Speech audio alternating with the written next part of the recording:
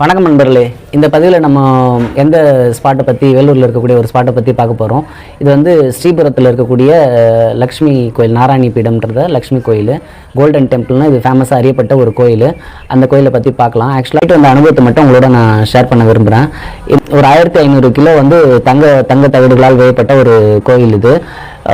இது வந்து நட்சத்திர வடிவிலான ஒரு கோயில். நட்சத்திர வடிவிலான கோயில்னா ஐங்கோண நட்சத்திரம்ல அருங்கோண நட்சத்திரத்திலான ஒரு கோயில். இது வந்து அம்பாலோட சன்னதி தான் இது. அதனால தான் அங்கே இருக்கக்கூடிய அது நிர்வாகிச்சவர் வந்து சக்தி அம்மான்னு அழைக்கப்படுறாங்க. லக்ஷ்மியோட அம்சமும் இருக்குது, சரஸ்வதியோட அம்சமும் இருக்குது, அம்பாலோட அம்சம், 3 முப்பெரும் தெய்வங்களோட அம்சம் தான் அந்த கோயில். அந்த நட்சத்திர வடிவிலான கோயிலோட மத்தியில் தான் வந்து நாராயணி அமைஞ்சு இருக்கிறாங்க.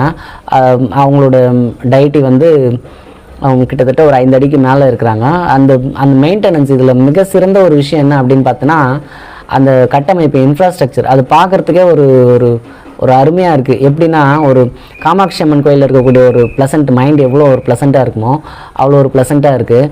அதே மாதிரி திருப்பதி மாதிரி ஒரு கிளைமேட்டிக். இந்த நம்ம போகக்கூடியது வந்து வெயில் காலத்துலலாம் போனால் ஒரு சாயங்கால நேரத்தில் ஒரு அக்டோபர் மாதத்துலேருந்து ஒரு பிப்ரவரி மாதத்துக்குள்ளே போயிட்டு வந்தோன்னா அந்த இதெல்லாம் அந்த கிளைமேட்டிக் கண்டிஷன்லாம் ரொம்ப நல்லாயிருக்கும் பார்க்குறதுக்கு.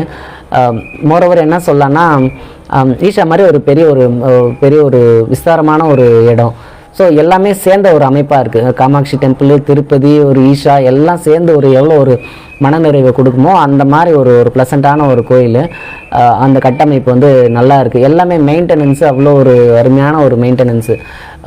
ஈவன் நம்ம டோக்கன் போடுறதுலேருந்து, ஸ்லிப்பர் விடுறதுலேருந்து, ஃபோன் கொடுத்துட்டு வாங்குறதுலேருந்து, நம்ம பிரகாரம் சுற்றி பார்த்துட்டு சாமியை பார்த்துட்டு நமக்கு அங்கே இருக்கக்கூடிய ஸ்டால்ஸ் இதெல்லாம் போயிட்டு, புக் ஸ்டால்ஸு நிறைய இந்த துணி ஸ்டால்ஸ் எல்லாம் போட்டிருக்காங்க. அப்புறம் அந்த ஐடல் ஷாப்ஸ் எல்லாம் இருக்குது. ஒன்றா வந்து நம்ம பார்த்துட்டு வெளியே வர மாதிரி இருக்கும். இப்போ சில்க் ஸ்டால்ஸு, புக் ஸ்டால்ஸு நிறைய அந்த வெளியே பார்த்துட்டு அம்பாலை பார்த்துட்டு வெளியே வர பிரகாரத்தில் இவ்வளோ பார்த்துட்டு போகிற வரைக்கும் கிடையாது. பார்த்துட்டு அம்பாலை பார்த்துட்டு ரிட்டன் வர வழியில் இந்த ஸ்டால்ஸ் எல்லாம் இருக்குது.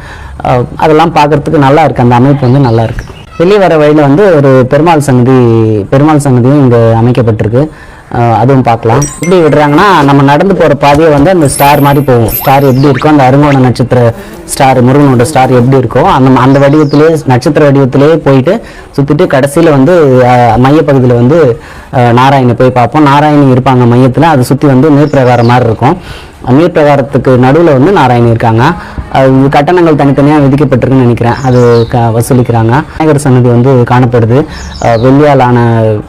வெள்ளியாலான முழுக்க வெள்ளியாலான ஒரு விநாயகர். அது 8 டன்னு நினைக்கிறேன். 8 டன்னா 5 டன்னான்றது சரியாக தெரியல. அந்த விநாயகர் சன்னதி இருக்குது. அதுவும் பார்க்குறதுக்கு ரொம்ப அருமையாக இருக்குது. இந்த பதிவில் நம்ம வேலூரில் இருக்கக்கூடிய, ஸ்ரீபுரத்தில் இருக்கக்கூடிய நாராயணம்மன் கோயிலை பற்றி, தங்க கோயிலை பற்றி பார்த்தோம். வேறொரு தலைப்பில் மற்றும் ஒரு பதிவில் உங்கள் அனைவரும் சந்திக்கிறேன். அதுவரை உங்களிடமிருந்து விடைபெறுவது உங்கள் விஜயகுமாரன். நன்றி, மகிழ்ச்சி, வணக்கம்.